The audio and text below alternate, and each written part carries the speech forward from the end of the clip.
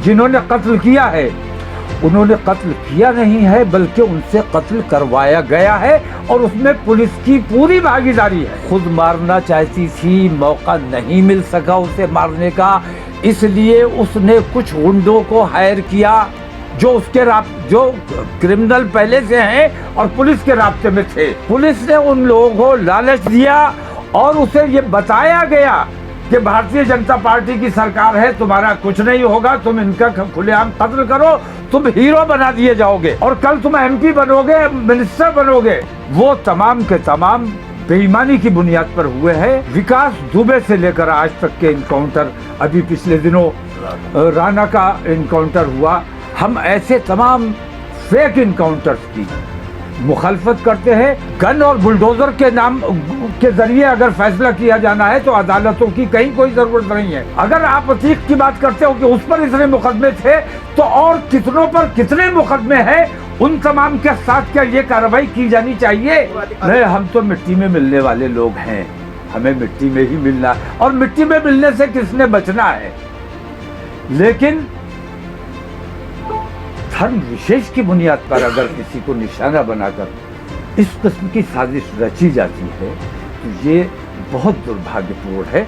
और उन्होंने सदन के पटल पर ये बात कही है, हजरत खुलेआम ये बात कही है कि मिट्टी में मिला दिया जाएगा। तो सिर्फ यही मिट्टी में क्यों मिलाए गए? ऐसे कितने माफिया हैं वो तमाम मिट्टी में मिला। मैं नहीं कहता, मैं बिल्कुल तैयार नहीं हूं कि इस किस्म की कार्रवाई और लोगों के साथ हो, लेकिन मुख्यमंत्री जवाब दे और मुख्यमंत्री को इस्तीफा दे देना चाहिए, क्योंकि वो पूरी तरह से फेल हो चुके हैं। पुलिस उनके कंट्रोल में नहीं है, प्रशासन उनके कंट्रोल में नहीं है। अगर कंट्रोल में है तो परसों मेरा धरना रोक कर दिखाओ। मेरा धरना हमेशा शांतिपूर्ण तरीके से होता है।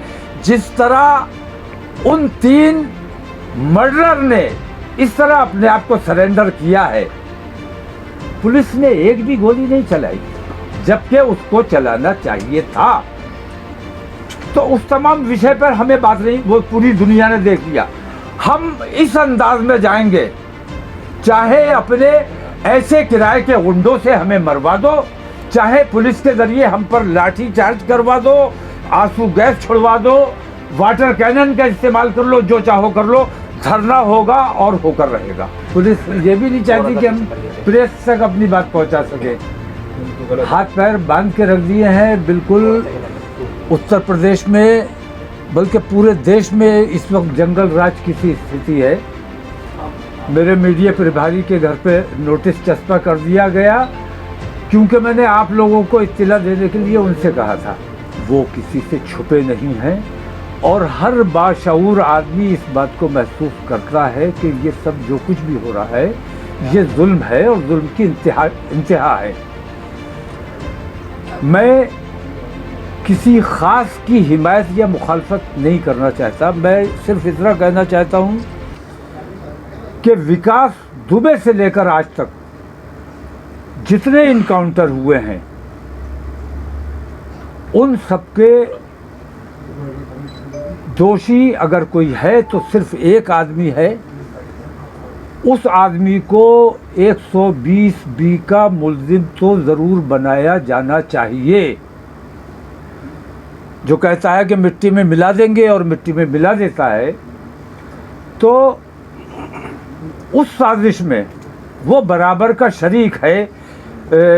सिर्फ अरुण को या लवलेश को गिरफ्तार करने से काम नहीं चलेगा, उनके खिलाफ इंक्वायरी बैठाने से काम नहीं चलेगा।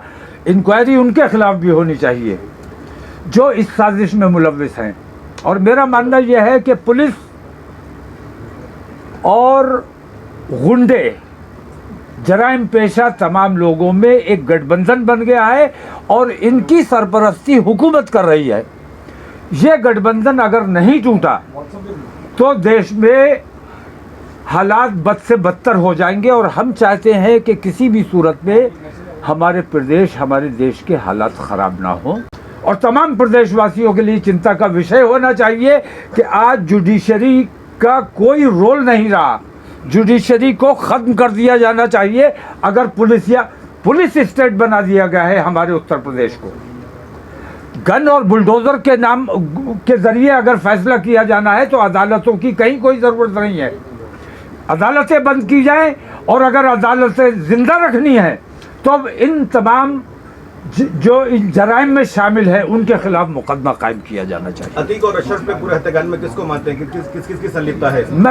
मैं अतीक और अशरफ की बात नहीं कर रहा हूँ। मैं कह रहा हूँ कि विकास दुबे से लेकर आज तक के तमाम इनकाउंटर की जांच होनी चाहिए। उन तमाम के पीछे सरकार की बेईमानी और पुलिस और गुंडों का, जराइम पेशा लोगों का गठजोड़ सामने आएगा। पुलिस का राज खत्म होना चाहिए और कानून का राज कायम होना चाहिए। पुलिस जिस तरह का रवैया अख्तियार किए हुए किसी को बोलने नहीं देना चाहती, 144 लगा दी, जब चाहे कर्फ्यू लगा दे, जबान की तालाबंदी, बोलने पर पाबंदी, ये बर्दाश्त नहीं किया जाएगा।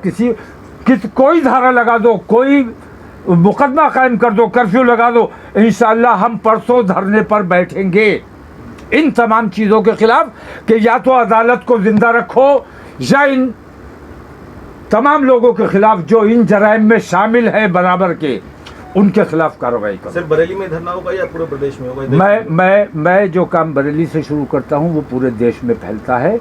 बरेली में मैं करूंगा, इस्लामिया इंटर कॉलेज में इंशाल्लाह मैं परसों 12 बजे बैठ जाऊंगा, और उसके बाद हमारा दिल्ली में भी धरना होगा, हमारी दूसरी जगहों पे भी। क्या मुद्दे रहेंगे? एक दिवसीय होगा या बहुत से मुद्दे हमारे हैं।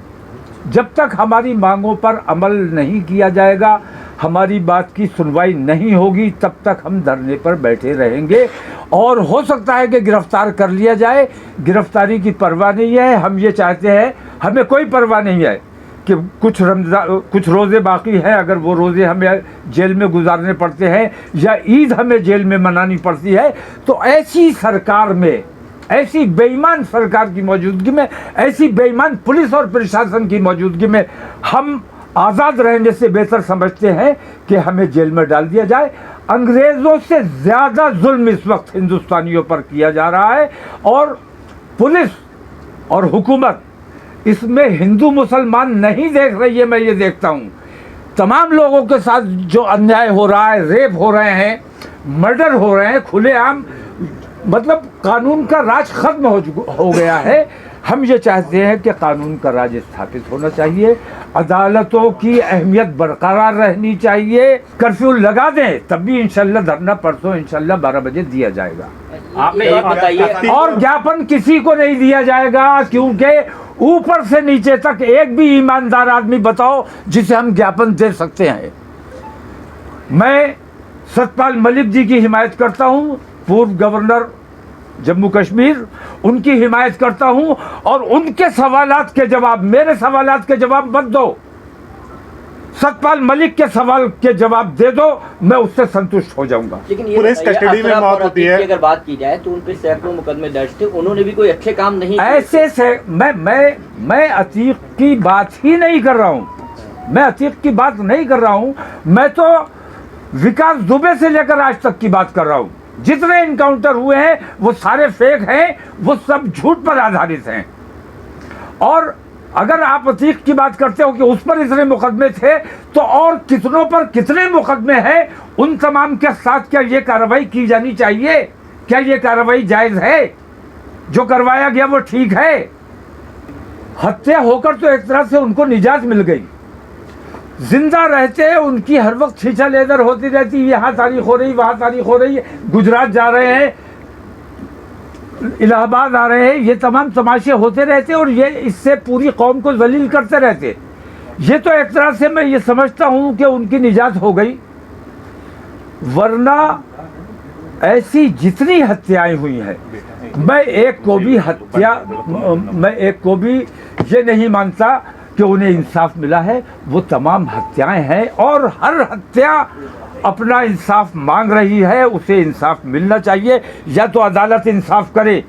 माननीय आदित्यनाथ में ज़रा सी भी मानवता नाम की कोई चीज़ बची है तो उन्हें इस वाक़े की या ऐसे तमाम वाक़यात की जिम्मेदारी लेते हुए अपने पद से त्याग पत्र दे देना चाहिए। मांगी गई। मैं ये कहता हूं कि भाई कहीं कुछ हो जाए, मुझे कोई तकलीफ हो जाए, मैं कहाँ जाऊंगा?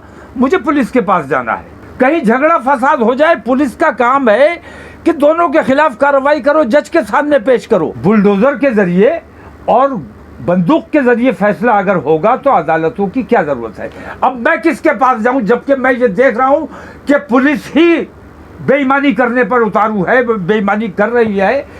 तो अब सही वक्त है ये कि हिंदुस्तान के लोकतंत्र में यकीन रखने वाले लोग, हिंदुस्तान के आईन में यकीन रखने वाले लोग, उन तमाम लोगों को मुत्तहिद होकर, जैसे अंग्रेजों के खिलाफ असहयोग आंदोलन चलाया गया था, ऐसे ही इस हुकूमत के खिलाफ, पुलिस के खिलाफ, प्रशासन के खिलाफ असहयोग आंदोलन शुरू किया जाना चाहिए। हमारी मांग पुलवामा भी होगी, क्योंकि आम हिंदू की जानकारी में ये बात आना चाहिए कि वो किन बहकावों में आकर अपने देश के साथ गद्दारी कर रहे हैं।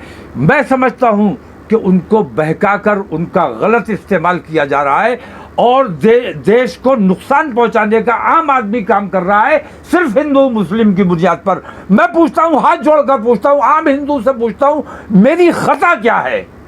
मुझे मेरी खता बताओ। क्या मुसलमान होना मेरी खता है? मैं कभी आपके धर्म पर कोई उंगली नहीं उठाता हूं। मुझसे आपको क्या तकलीफ है? मैंने आपको क्या तकलीफ पहुंचाई है? किस वजह से मुझसे इतनी नफरत की जाती है कि मुझसे कारोबार करने को तैयार नहीं, मेरे साथ बैठने को तैयार नहीं, मुझसे दोस्ती करने को तैयार नहीं? मैंने ऐसी क्या खता कर दी है? मैं अपने हिंदू भाइयों से हाथ जोड़कर दरख्वास्त करता हूं कि अपने दिल पर हाथ रखकर सोचो कि मुसलमानों ने तुम्हारे साथ ऐसा कौन सा बुरा काम किया है जिसकी वजह से मुसलमानों से इस कदर नफरत है। अमन और शांति के साथ ही हमारा हर प्रोग्राम होता है और अमन शांति के साथ ही ये प्रोग्राम भी संपन्न होगा।